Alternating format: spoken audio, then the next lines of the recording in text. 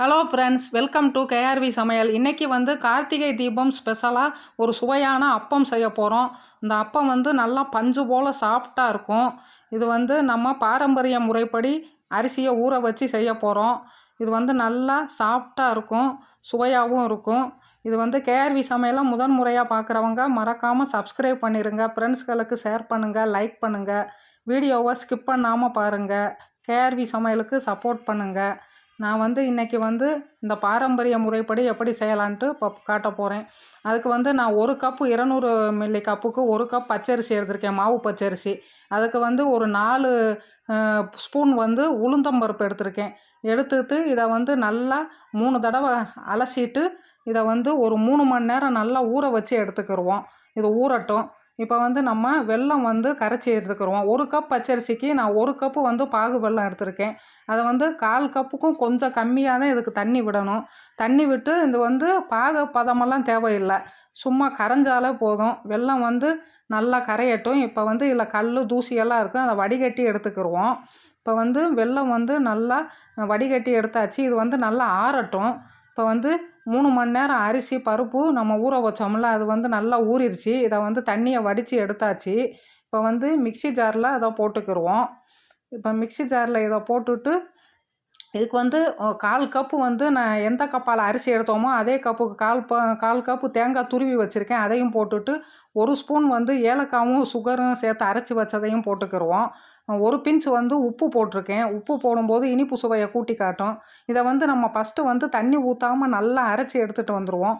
இந்த மாதிரி அரைச்சிட்டு அதுக்கப்புறமா நம்ம வந்து வெல்லம் வந்து காய்ச்சி ஆற வச்சோம்ல, இதை வந்து கொஞ்சம் கொஞ்சமாக விட்டு நல்லா நைஸாக அரைச்சி எடுத்துக்கிடுவோம். ரொம்பவும் நைஸாக அரைக்கக்கூடாது, லைட்டாக குருணையாக இருக்கணும். இப்போ வந்து அரைச்சி எடுத்தாச்சு. இந்த மாதிரி இருக்கணும் அரைச்ச பிறகு. இதை வந்து ஒரு கிண்ணத்தில் ஊற்றிக்கிடுவோம். இதை வந்து நம்ம ஒரு 2 மணி நேரம் 3 மணி நேரம் புளிக்க வச்சியும் செய்யலாம். நான் இன்றைக்கி புளிக்க வைக்கலை, அப்படியே தான் ஊற்ற போகிறேன். அப்படியே ஊற்றினாலும் நல்லா சாஃப்டாக வரும். இப்போ வந்து இதை வந்து இந்த அளவுக்கு மாவு வந்து இந்த பதம் இருக்கணும். இப்போ வந்து கடாயில் வந்து கடலை எண்ணெய் விட்டுக்கிறேன். எண்ணெய் வந்து நல்லா காயட்டும். இப்போ இந்த கரண்டிக்கு நான் 1 கரண்டி வந்து மாவு எடுத்து அப்படியே அதில் ஊற்றிக்கிடுவோம். ஊற்றிட்டு கொஞ்ச நேரம் நம்ம அதை ஒன்றுமே செய்யக்கூடாது, அதுவாக நல்லா பொரிஞ்சு மேலே வரும். கொஞ்சம் சிம்மில் தான் வச்சு செய்யணும். இதை கூட்டி வச்சோம்னா வெளியில் சீக்கிரமாக செவந்துடும், உள்ளே வந்து வேகாது. அதனால் சிம்மில் வச்சு பொறுமையாக வேக வைக்கணும். அப்படியே எண்ணெயை வந்து மேலே அப்படியே விட்டும்போது மேலே நல்லா வெந்து வரும். இப்போ வந்து ஒரு பக்கம் வெந்துருச்சு, பெரட்டி போட்டுக்கிடுவோம்.